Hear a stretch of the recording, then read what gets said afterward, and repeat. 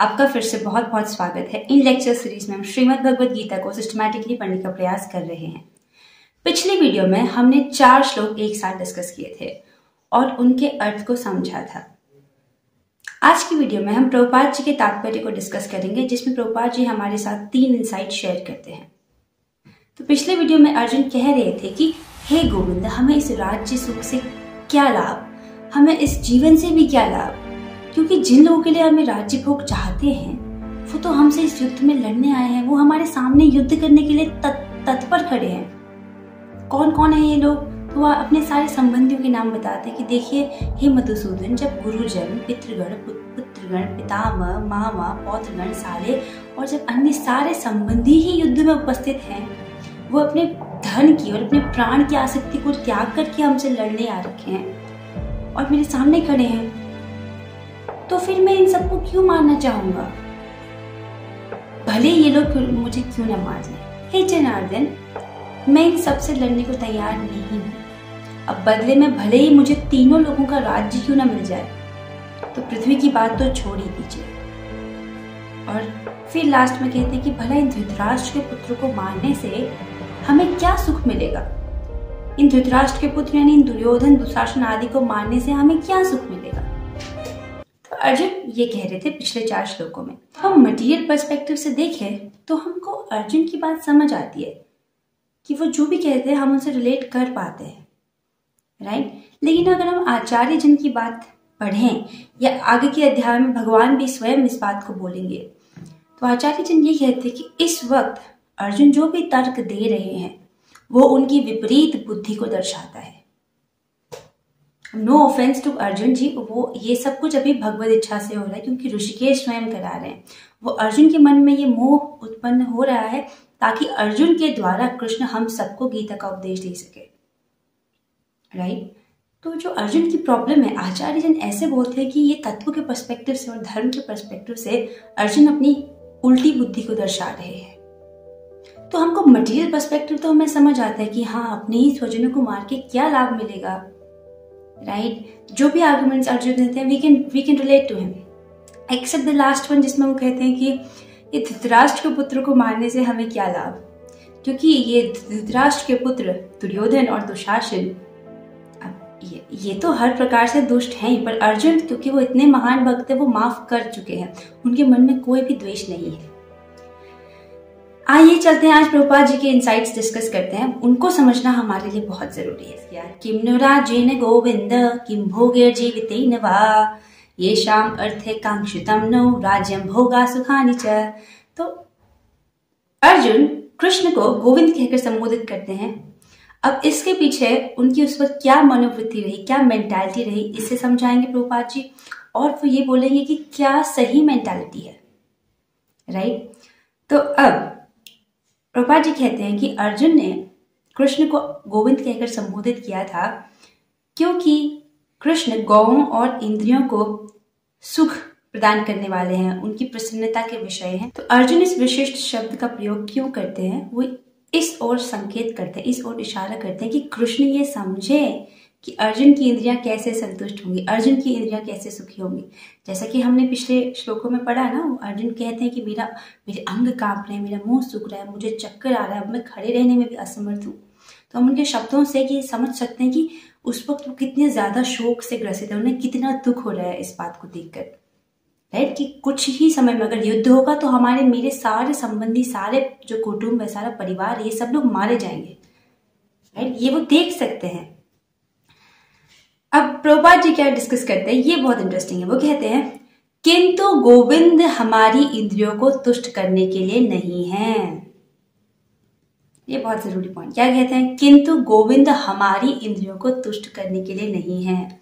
हाँ, यदि हम गोविंद की इंद्रियों को तुष्ट करने का प्रयास करते हैं तो हमारी इंद्रियां स्वतः ही तुष्ट हो जाती हैं। प्रभुपाद जी के शब्द बड़े अच्छे हैं। उनके प्रभुपाद जी के वर्ड्स के बारे में ये बोला जाता है कि उनके शब्द आग के जैसे हैं जो इग्नोरेंस को जला डालते हैं। तो एकदम सीधा बोलते हैं कि गोविंद हमारी इंद्रियों को तुष्ट करने के लिए नहीं है। हाँ, अगर हम भगवान की इंद्रियों को तुष्ट करने का प्रयास करें तो क्या होगा? तो हमारी इंद्रियां स्वतः ही तुष्ट हो जाती हैं। अब ये जो बात है ये आध्यात्मिक पॉइंट ऑफ व्यू है। अब भौतिक दृष्टि से लोग क्या सोचते हैं, मटेरियल पर्सपेक्टिव क्या है। मटेरियल पर्सपेक्टिव से हर इंसान चाहता है कि उसकी इंद्रियों को सुख मिले। हर कोई यही चाहता है, वो अपनी इंद्रियों को तुष्ट करना चाहता है। आंख कुछ देखना चाहती है, कान कुछ अच्छा सुनना चाहता है, जीभ कुछ अच्छा खाना चाहती है। तो हर व्यक्ति अपनी इंद्रियों को तुष्ट करने की इच्छा करता है और वही प्रयास करता रहता है पूरे जीवन भर। और जो भौतिक पर्सपेक्टिव से लोग होते हैं वो यही चाहते हैं कि भगवान उनके आज्ञा पालक बन जाए, भगवान उनकी ऑर्डर को माने। राइट, भगवान हम ये व्रत कर रहे हैं ताकि हमें ये मेरी इच्छा है, आप इसको पूरा कर दीजिए। तो ये भौतिक पर्सपेक्टिव है, मटेरियल पर्सपेक्टिव है। क्या सही पर्सपेक्टिव है, क्या स्पिरिचुअल पर्सपेक्टिव है, वो प्रभुपाद जी शेयर करते हैं। अब वो क्या पर्सपेक्टिव है, अब किंतु वो कहते हैं जो आध्यात्मिक पर्सपेक्टिव है वो इसका एकदम ऑपोजिट है। जैसे मटेरियली इंसान क्या सोचता है कि मेरी इंद्रियां सुखी हों, मेरी सारी इच्छाएं पूरी हों, लेकिन आध्यात्मिक पर्सपेक्टिव में भक्त क्या करता है, वो ये देखता है कि भगवान की इच्छाएं, वो भगवान की इच्छाएं पूरी करने का प्रयास करता है और भगवान को सुखी करने का प्रयास करता है। और एज अ रिजल्ट क्या होता है, वो अपने आप सुखी हो जाता है। क्योंकि सिद्धांत यही है, जो भगवान की इंद्रियों को तुष्ट करने का प्रयास करता है उसकी इंद्रियां स्वतः ही तुष्ट हो जाती हैं। जो भगवान की इंद्रियों को तुष्ट करने का प्रयास करता है, जो भगवान की इंद्रियों को संतुष्ट करने का प्रयास करता है, उसकी इंद्रियां अपने आप संतुष्ट हो जाती हैं। उसी प्रकार जिस प्रकार जब हम पेट को खाना देते हैं तो हाथ या सारे अंग अपने आप संतुष्ट हो जाते हैं। तो प्रभुपाद जी ने फॉर्मूला बता दिया। नॉर्मली सब लोग क्या प्रयास करते हैं इस जगत में, वो लोग अपनी इच्छाएं पूरी करने का प्रयास करते हैं। राइट, वो अपनी इंद्रियों को सुख देने का प्रयास करते हैं, तभी तो बनाते लोग एक घर, उससे भी संतुष्ट नहीं होते, फिर दूसरा घर बनाने की इच्छा करते हैं और बड़ा। एक कार लेते हैं, उससे संतुष्ट नहीं होते, फिर और बड़ी कार। अपनी इंद्रियों को संतुष्ट करने के लिए सारे लोग लगे पड़े हैं। लेकिन सिद्धांत क्या है, सिद्धांत यह है कि अपनी इंद्रिय तृप्ति की चिंता को छोड़ करके जब हम भगवान की इंद्रिय को संतुष्ट करने का प्रयास करते हैं तो भगवान की कृपा से जीव की सारी इच्छाएं पूरी हो जाती हैं। अभी कौन बोल रहे हैं, स्वयं प्रभुपाद जी बता रहे हैं सब कुछ। He is a realised soul, ये सब वो अपने रियलाइजेशन से बता रहे हैं। तो जैसे अभी अर्जुन किस पर्सपेक्टिव में, अर्जुन ये सोच रहे हैं कि मैं इस वक्त बहुत शोक में हूँ, बहुत दुख में हूँ और गोविंद कुछ व्यवस्था करे कि मुझे सुख मिले। राइट, बस आप बोल दीजिए कि जंगल चलें, क्योंकि मैं युद्ध नहीं करना चाहता। राइट, तो वो क्या चाहता है कि गोविंद कुछ व्यवस्था करे कि मुझे सुख मिले, जो कि एक गलत पर्सपेक्टिव है, जो हमें आचार्यों की वाणी से, आचार्यों की बात से समझ आता है। अब आगे फिर वो क्या बोलते हैं, आगे अर्जुन बोलते हैं तमेव स्थिता युद्धे प्राणान् त्यक्त्वा धनानि च आचार्या पितर पुत्रास्तथैव च पितामह मातुला श्वशुरा पौत्राः शाला संबंधिनस्तथा एतान् हन्तुम् इच्छामि घ्नतोऽपि मधुसूदन। जी बताते हैं कि अर्जुन युद्ध करने के लिए तैयार क्यों नहीं है, क्यों नहीं, वो इस वक्त युद्ध क्यों नहीं करना चाहते, जबकि धर्म युद्ध है और युद्ध के अलावा कोई ऑप्शन बचा नहीं है, क्योंकि शांति का हर प्रयास हो चुका है। ये सब जानते हैं अर्जुन, लेकिन फिर भी इस वक्त जब मेन स्थिति आ गई है, वो कह रही है कि मुझे युद्ध नहीं करना। राइट, तो प्रभुपाद जी क्या कह रही है कि हर व्यक्ति अपने वैभव का प्रदर्शन करना चाहता है, मतलब अपने ऑपुलेंस को, अपना जो भी उसके पास है, धन संपत्ति आदि, उसको दिखाना चाहता है। किसको, अपने मित्रों को, अपने परिजनों को उनके समक्ष करना चाहता है। राइट, लेकिन अर्जुन अगर इस युद्ध में विजय हो जाता है, दो ऑप्शन है ना, अगर वो हार गए तब तो दुखी है, अब वो जीत गए, इस युद्ध में जीत गए तो क्या होगा, सारे लोग तो मारे जाएंगे, तो वो अपनी जीत किसके साथ सेलिब्रेट करेंगे। इमेजिन कर लीजिए आप पूरी पृथ्वी के राजा बन गए हैं लेकिन और कोई जिंदा नहीं है, तो फिर क्या मतलब ऐसे राजा बनने का। राइट, कोई भी आपकी सेवा के लिए नहीं होगा, आप ना आपके पास फ्रेंड्स है, ना कोई है सेलिब्रेट करने के लिए। What's the point. अर्जुन यही चीज देख रहे हैं इस वक्त। भौतिक जीवन का सामान्य लेखा जोखा है, ऐसे प्रभुपाद जी कहते हैं कि नॉर्मली, मतलब जो भौतिक मटेरियल पर्सपेक्टिव में लोग ऐसा ही सोचते हैं और ऐसा ही करते हैं, लेकिन आध्यात्मिक जीवन इसका उल्टा है। अब भौतिक जीवन तो हमने देखा है, अपने अनुभव से देखा है, आसपास लोगों को देखा है, लेकिन आध्यात्मिक जीवन कैसा होता है ये प्रभुपाद जी इनसाइट शेयर करते हैं। वो क्या कहते हैं कि प्रभुपाद जी कह रहे हैं कि जो भक्त होता है वो अपना जीवन, वो भगवान की इच्छाओं को पूरी करने का प्रयास करता है। जैसे कि अभी हमने ऊपर वाले पॉइंट में डिस्कस किया था, कि भौतिक जीवन में लोग क्या करते हैं, वो अपनी इच्छाएं पूरी करने के पीछे दौड़ते रहते हैं, अपनी इंद्रियों को तुष्ट करने के पीछे दौड़ते रहते हैं। लेकिन आध्यात्मिक जीवन में क्या होता है, भक्त कुछ तो समझ जाते हैं ना। जैसे अध्याय 10 का एक बहुत फेमस श्लोक है, तेषां सतत युक्तानां भजतां प्रीतिपूर्वकं ददामि बुद्धि योगम तम येन माम उपयान्ति ते। जो निरंतर मेरी सेवा करने में लगे रहते हैं उन्हें मैं ज्ञान देता हूं जिससे वे मुझ तक आ सकते हैं। तो भगवान श्री कृष्ण आगे चल के अध्याय 10 में यही बात बोलेंगे, जो निरंतर मेरी सेवा करता रहता है मैं उसे ज्ञान देता हूँ जिसके द्वारा वो मुझ तक आ सकते हैं। तो भक्त लोग यही तो करते हैं, वो निरंतर भगवान की सेवा करते हैं। फिर क्या होता है, भगवान उनके हृदय में वो ज्ञान प्रकाशित कर देते हैं। उस ज्ञान के कारण वो समझ जाते हैं कि इस पूरी दुनिया में क्या करने योग्य है, क्या नहीं करने योग्य है, और फिर वो उसी हिसाब से अपने एक्शंस करते हैं। तो प्रभुपाद जी वही हमारे साथ शेयर कर रहे हैं कि भक्त क्या करता है, वो अपनी इच्छाओं के पीछे नहीं दौड़ता, क्योंकि हमारी इच्छाएं अनलिमिटेड हैं। एक इच्छा पूरी होती है तो क्या संतुष्ट हो जाता है व्यक्ति? नहीं, दूसरी इच्छा आ जाती है। फिर वो दूसरी इच्छा पूरी होती है तो क्या फिर वो खत्म हो गया? नहीं, फिर तीसरी इच्छा आ जाती है। और मान लीजिए अगर इच्छा नहीं पूरी हुई तो क्या होता है? फ्रस्ट्रेशन होता है, राइट? क्या वहीं पर इच्छाएं एंड हो जाती? नहीं होती हैं। तो वो भगवान हृदय में भक्त के ये ज्ञान प्रकाशित कर देते हैं, इसलिए वो इतना श्योर रहते हैं कि क्या करना है क्या नहीं करना है। तो प्रभुपाद जी यही शेयर कर रहे हैं, जो भक्त होते हैं वो भगवान की इच्छाएं पूर्ण करने का प्रयास करते हैं, और अगर यदि भगवान की इच्छा हो तो सारा ऐश्वर्य, सारी धन संपत्ति स्वीकार करते हैं। जैसे परीक्षित महाराज। परीक्षित महाराज कौन है? परीक्षित महाराज जैसे जब महाभारत का युद्ध हो जाता है, पांडव लोग जीत जाते हैं, टोटल 18 ही महारथी बचे होते हैं at the end of this war, 15 पांडवों की तरफ और 3 कौरवों की तरफ। तो पांडव अपना राजपाट चलाते हैं कुछ डिकेड्स के लिए, उसके बाद वो अपने पोते को, परीक्षित महाराज जो अभिमन्यु के पुत्र हैं, उनको राजपाट देते हैं। बहुत ही अच्छे से वो अपना राजपाट चलाते हैं, राइट? तो भगवान उनको सारा ऐश्वर्य, उस वक्त तो पृथ्वी के राजा थे, सिर्फ इंडिया के, ऑस्ट्रेलिया के, अमेरिका के नहीं, पूरी पृथ्वी के राजा थे। तो भगवान की प्रसन्नता हेतु उन्होंने सब कुछ स्वीकार किया, क्योंकि भगवान चाहते थे, क्या चाहते थे भगवान? की एक कोई धर्मनिष्ठ राजा हो जो पृथ्वी पर शासन करे, ताकि सभी लोग धर्म की ओर अग्रसर हों, राइट? तो भगवान का भक्त यदि भगवान की इच्छा हो तो वो सारा ऐश्वर्य स्वीकार कर सकता है, जैसे परीक्षित महाराज ने किया था। और यदि भगवान की इच्छा न हो तो भक्त एक पैसा भी ग्रहण नहीं करता। लेकिन भौतिक लोग क्या करते हैं? अपनी इच्छा को पूरी करने हेतु बस लगे रहते हैं कलेक्शन में, कलेक्ट करने में, बहुत सारे धन, वैभव, संपत्ति के कलेक्शन में लगे रहते हैं। इसीलिए तो आज एक करोड़पति भी सुखी नहीं है, वो और कमाना चाहता है, जबकि बहुत इनफ ऑफ मनी है उसके पास, but he is not satisfied, right? Prabhupada ji ये बताते हैं मटेरियल पर्सपेक्टिव और स्पिरिचुअल पर्सपेक्टिव क्या है।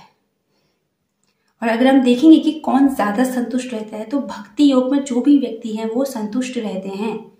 ये प्रमाण है, ये दृष्ट है, आप देख सकते हैं उन लोगों को जो भक्ति योग का रास्ता अपनाते हैं वो संतुष्टि को प्राप्त ही करते हैं, वो सुखी रहते हैं। लेकिन जो भागते रहते हैं इस मटेरियल वर्ल्ड में, इधर से उधर अपनी इच्छाओं को पूरी करने के लिए, वो नहीं संतुष्ट होते। अगर ऐसा होता तो देखिए ना कि जो लोग इतने सक्सेसफुल, सो कॉल्ड सक्सेसफुल दिखते हैं मटेरियली, क्या वो वाकई में सुखी हैं? समझाते कि जैसे अर्जुन ने इस श्लोकों में क्या इस्तेमाल किया था, जनार्दन। तो अर्जुन चाह रहे थे कि जब युद्ध होना ही है और इन दुष्टों का वध होना ही है, तो हे जनार्दन, आप जन प्लस अर्जुन, आप लोगों का नाश करने वाले हैं, तो आप ही मार दीजिए ना इनको। अब मुझसे ये पाप क्यों करा रहे हैं? क्योंकि देखिए, हम इन लोगों की हत्या करेंगे तो डाउट है कि मुझको पाप लग सकता है, लेकिन आप तो भगवान हैं, आपको थोड़ी पाप लगेगा। तो अर्जुन इस ओर भी संकेत कर रहे हैं। लेकिन इस वक्त युद्ध भूमि में अर्जुन जब है, उनको ये ज्ञान नहीं है, उनको ये पता नहीं है कि ये सारे लोग ऑलरेडी मारे जा चुके हैं। मतलब आगे चल के भगवत गीता के आगे के अध्यायों में जब भगवान अपना विराट रूप दिखाते हैं अर्जुन को, तब समझाते हैं कि मैं ऑलरेडी इन लोगों को मार चुका हूं, बस तुमको निमित्त बना रहा हूं, मतलब तुमको इंस्ट्रूमेंट बना रहा हूं, तुम्हारे थ्रू ये एक्शन किया जा रहा है। निमित्त का मतलब होता है इंस्ट्रूमेंट। यदि भगवान की इच्छा हो गई कि कुछ करना है तो फिर भगवान किसी को भी इंस्ट्रूमेंट बना के वो कार्य करा लेते हैं। फॉर एग्जाम्पल, जैसे भगवान को लंका पर विजय प्राप्त करनी थी, राइट। अब लंका के जो सैनिक थे, अब आप सोच लीजिए आर्मी में जितने भी लोग होते हैं उनकी कितनी तगड़ी ट्रेनिंग होती है, राइट। तो रावण के पास एक आर्मी थी, ट्रेन्ड आर्मी, लेकिन राम जी को तो जीतना ही था लंका पर। उन्होंने क्या, उनके एक सहयोगी कौन थे, बंदर। राम ने बंदरों की आर्मी बनाई और उसी के द्वारा पूरी लंका पर विजय प्राप्त कर ली, राइट। क्योंकि भगवान की इच्छा थी, तो जब भगवान की इच्छा हो तो किसी को भी निमित्त बना के वो कार्य करवा लेते हैं। जब वो बंदरों से पूरी लंका पर विजय प्राप्त कर सकते हैं, राइट, तो वो किसी के थ्रू कुछ भी करा सकते हैं। वैसे ही महाप्रभु यानी कृष्ण जब महाप्रभु के अवतार में आते हैं लगभग आज से 500 साल पहले, तो उन्होंने ये इच्छा कर दी है, ये भविष्यवाणी कर दी है कि पृथ्वी के हर नगर, हर गांव में, हर जगह पर हरि नाम का प्रचार प्रसार होगा। जब उन्होंने ये कह दिया है तो ये होगा ही। अब वो किसी को भी निमित्त बना के, किसी को भी इंस्ट्रूमेंट बना के ये कार्य करवा लेंगे।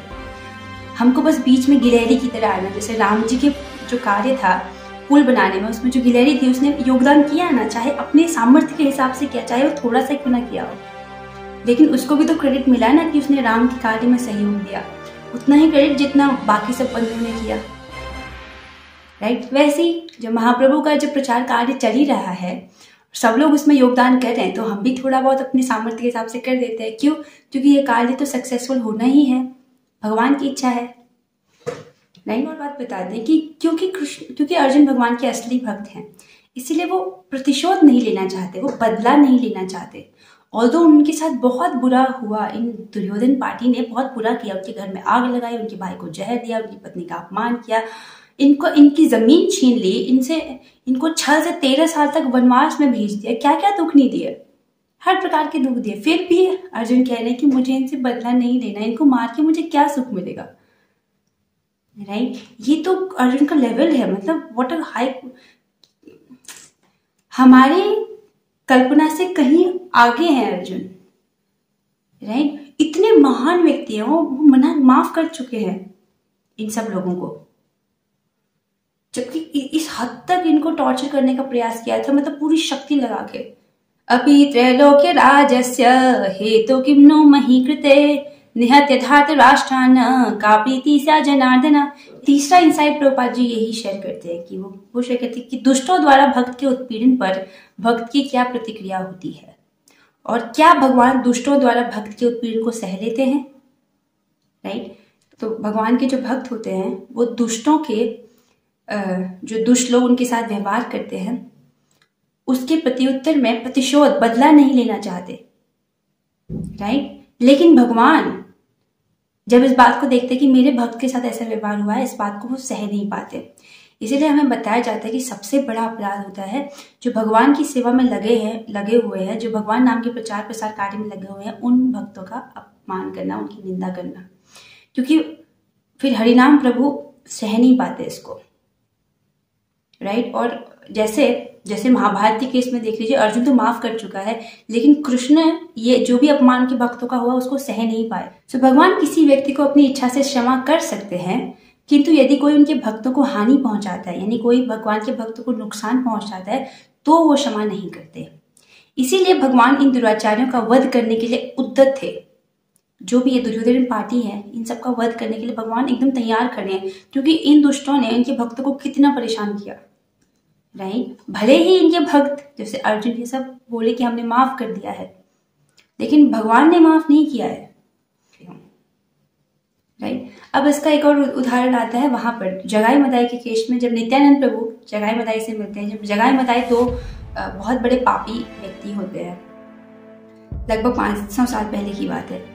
तो नित्यानंद प्रभु इनके पास जाते हैं और इनको हरिनाम जपने के लिए कहते हैं कि इसको जपकर आपकी लाइफ अच्छी हो जाएगी। उनको बताते कि आप हरिनाम का जप कीजिए। उनकी स्थिति को देखते हैं तो नित्यानंद प्रभु को बहुत दया आती है कि कैसे ये लोग शराब पी के धुत पड़े हैं, अपनी होश इनको है नहीं। तो नित्यानंद प्रभु उनके पास जाके उनको हरिनाम जपने को कहते हैं, और ये लोग क्या करते हैं, मटकी पकड़ते हैं, नित्यानंद प्रभु के सर पे मार देते हैं, और नित्यानंद प्रभु के सर पे लगती है और खून बहने लग जाता है, राइट। तो नित्यानंद प्रभु को माफ कर देते हैं उनको। नित्यानंद प्रभु हैं कौन? बलराम जी नित्यानंद प्रभु के रूप में अवतरित होते हैं, लगभग 500 साल पहले की बात है। तो जब ये बात महाप्रभु को पता चलती है, यानी कि कृष्ण को, जो कि चैतन्य महाप्रभु के रूप में आते हैं लगभग 500 साल पहले, तो उनको बहुत गुस्सा आता है और वो तुरंत अपना सुदर्शन चक्र निकाल लेते हैं और ये जगाई मदाई एकदम डर से कांपने लगते हैं। और जैसे ही भगवान सुदर्शन चक्र लेके खड़े इन दोनों को मारने के लिए, तो नित्यानंद प्रभु उन्हें समझाते हैं कि हे भगवान, आप तो बहुत दयालु हैं, आपने तो उस इंद्र को भी छोड़ दिया था जो आपके पूरे वृंदावन को डुबाने चला था, आपके सारे लोगों को उसने मारने की कोशिश की थी, राइट। आपने उसको छोड़ दिया था, आपने कालिया को छोड़ दिया जिसने यमुना का जल में पूरा जहर मिला दिया था। अब आप तो कलयुग में आए ही इसलिए हैं ताकि आप लोगों का उद्धार कर सके, उनमें प्रेम बांट सके, उनको हरिनाम का उपदेश दे सके। आप तो गोलोक का प्रेम धन बांटने आए हैं ना। आप प्लीज शांत हो जाए। और तब जाकर के जब भक्त ऐसे रिक्वेस्ट करते हैं, तब जाके भगवान शांत हुए। और उसके बाद जो जगाई मदाई के बहुत सारे पाप होते हैं उनको भगवान क्षमा कर देते हैं। और ये जो जगाई मदाई होते हैं फिर ये कमिटमेंट करते हैं कि ठीक है, हम आज से हरिनाम करेंगे, आज से हम ये पाप कार्य दोबारा नहीं करेंगे। और फिर ये जगाई मदाई बहुत अच्छे भक्त बन जाते हैं। तो हाँ, हम डिस्कस कर रहे थे कि ऑल्दो भक्त जो दुष्टों द्वारा उत्पीड़न को सह लेते हैं और उनको उनसे प्रतिशोध, उनसे बदला नहीं लेना चाहते, लेकिन भगवान इस बात को नहीं सह पाते। इसीलिए आज भगवद गीता, आज ये महाभारत की युद्ध भूमि पर कृष्ण बहुत उद्दत खड़े हैं दुराचार्यों को मारने के लिए। यद्यपि अर्जुन ये नहीं चाह रहा कि मैं युद्ध करूं, यद्यपि अर्जुन उनको माफ करना चाह रहा है। तो काफी कुछ हमें प्रभुपाद जी की टीका से पढ़ने को मिला। उन्होंने हमको एक बहुत अच्छा पर्सपेक्टिव दिया कि एक भौतिक पर्सपेक्टिव में, एक भौतिक जीवन में व्यक्ति कैसे जीता है और क्या सोचता है, और एक आध्यात्मिक जीवन में भक्त कैसे जीता है और क्या सोचता है। Let's have quick summary. भौतिक जीवन में व्यक्ति बस अपनी इच्छाएं, अपने आप को सुख देने के लिए सोचता रहता है, उसी के हिसाब से उसकी प्लानिंग होती है पूरी लाइफ की, और वैसे ही जीवन बिता देता है। भगवद गीता के आगे के अध्याय में, यानी अध्याय 3 में आप पढ़ेंगे कि भगवान कहते हैं कि जो लोग सिर्फ अपनी ही इंद्रिय सुख के बारे में सोचते रहते हैं और अपने इंद्रियों को तृप्त करने के लिए ही जो जीते हैं, उन्होंने तो अपना जीवन व्यर्थ में गवा दिया है। ऐसा भगवान अध्याय 3 में बोलेंगे एकदम स्ट्रेट। उसके अपोजिट में प्रभुपाद जी ने हमको बताया आध्यात्मिक जीवन क्या होता है। आध्यात्मिक जीवन में एक भक्त अपनी इच्छा को पूरी करने की कोशिश नहीं करता, अपनी इंद्रियों को तुष्ट करने की कोशिश नहीं करता, वो भगवान की इच्छा को पूरी करने का प्रयास करता है, भगवान की इंद्रियों को तुष्ट करने का प्रयास करता है, राइट। वो क्यों करता है ऐसा? वो भक्त हैं, क्योंकि वो भगवान के भक्त हैं और निरंतर भगवान की सेवा में लगे रहते हैं। फलस्वरूप भगवान उन्हें हृदय में ज्ञान प्रकाशित कर देते हैं, जिससे वो समझ जाते हैं इस पूरे भौतिक जीवन में क्या करने योग्य है, क्या नहीं। इसीलिए वो बहुत ही बुद्धिमत्तापूर्वक सिर्फ भगवान की इच्छा पूरी करने का प्रयास करते हैं। तो हमें पता चल गया भौतिक जीवन और आध्यात्मिक जीवन, राइट, सिर्फ सुनना नहीं है, इसको इम्प्लीमेंट भी करना है। तो अगर हम भगवान की इच्छा को पूरी करने का प्रयास करें, हमें पता तो होना चाहिए कि भगवान की इच्छाएं हैं क्या, राइट। तो भगवान की एक इच्छा है कि गीता का जो ज्ञान है ये अमृत तुल्य है हर जीव के लिए, हर बद्ध जीव के लिए ये अमृत के तुल्य है, तो हर व्यक्ति तक ये पहुंचे। तो आप जब भगवद गीता सुनने का प्रयास करते हैं, आप भगवद गीता समझने का प्रयास करते हैं, तो आपसे भगवान प्रसन्न होते हैं, क्योंकि वो आपसे बहुत प्रेम करते हैं। और जब वो देखते हैं कि हम लोग किस प्रकार यहाँ पर दुख झेल रहे हैं, उनको भी दुख होता है एंड वो चाहते हैं कि इस दुख का निवारण हो। अब देखिए, अर्जुन कृष्ण के सामने खड़े हैं, राइट, और रो रहे हैं। उन्होंने बोला ना कि मेरी इंद्रियां सूख रही है, अंग कांप रहे हैं, मेरी इंद्रियां सूखी जा रही है, मुझे चक्कर आ रहा है, अब तो मैं खड़ा भी नहीं हो पा रहा। क्या समझ आ रहा है कि वो बहुत दुख में है इस वक्त, उनको बहुत बड़ा झटका लगा है, राइट। भगवान समक्ष होते हुए भी अब जब भगवान ज्ञान बोलेंगे, उस ज्ञान को सुनकर अर्जुन का दुख दूर होगा, राइट। तो ज्ञान सुनकर, वेरी इंपॉर्टेंट, ज्ञान सुनकर दुख दूर होगा। और लोग क्या करते हैं, पूरा जीवन इग्नोरेंस में बिता देते हैं, अज्ञान में बिता देते हैं। तो भगवान यही चाहते हैं कि उनका जो दिव्य ज्ञान है उसे सुना जाए, और इसको सुनकर ही जो बद्ध जीव का दुख है वो काटा जा सकता है। दिव्य ज्ञान है क्या? तो भगवान ये चाहते हैं कि दिव्य ज्ञान सभी जीव सुने, सारे बद्ध जीव सुने, इसको सुन करके वो इसको आत्मसात करने का प्रयास करें, इसको इम्प्लीमेंट करने का प्रयास करें और अपने दुख की निवृत्ति करें। जैसे अर्जुन सुनेंगे तभी तो अपना दुख निवारण कर पाएंगे। भगवान की इच्छा क्या है, हम इस बात पर डिस्कस करते हैं। भगवान चाहते हैं कि सब लोग, ये उनका जो दिव्य गीता है, गीता का ज्ञान है, अमृतमय है और ये हर बद्ध जीव तक पहुंचे। आप जब इसे पढ़ रहे हो, आप इसे सुन रहे हो, तो भगवान आपसे प्रसन्न होते हैं। ये उनकी इच्छा है कि आप इसे पढ़ो, राइट। दूसरा है कि वो भगवान आगे भगवत में बोलते हैं कि जो भक्त इस गीता के दिव्य ज्ञान को मेरे भक्तों को बताता है तो वो शुद्ध भक्ति को प्राप्त करता है और अंत में मेरे पास आता है। उससे ज्यादा ना मुझे कोई प्रिय था, ना कोई कभी प्रिय होगा, ये डिक्लेयर कर देते हैं भगवान अध्याय 18 में, राइट।